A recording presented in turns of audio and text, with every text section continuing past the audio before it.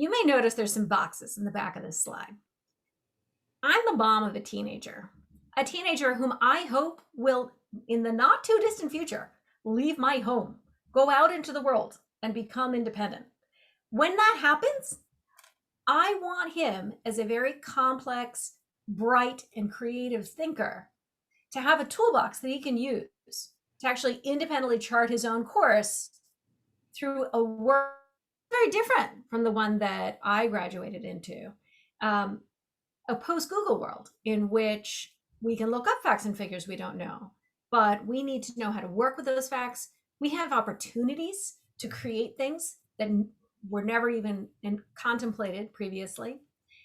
And I'm not coming along. When he goes to college, I do not plan to go. So he needs to have a toolbox that will allow him to independently go out into the world on his own and feel empowered to be able to chart his own course.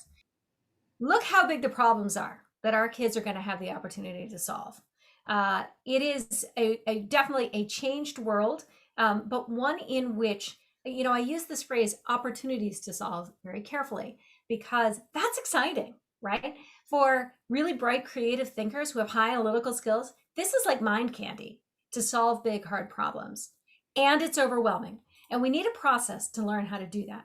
So if we kind of reverse engineer from there, if we're going to solve these big problems, then our teens are going to need to have the ability to process massive amounts of information, to collaborate with people who are all over the world, and to think flexibly and constantly be testing their assumptions. To do that is going to require some foundational skills.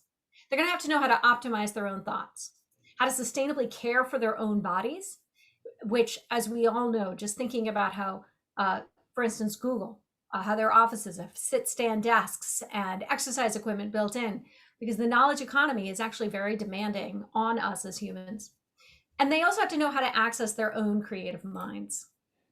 So if we're going to pull that off for kids who are not only super, super bright, but also have areas of difference that stand in their way, then we're going to have to start breaking down those barriers that stand in their way.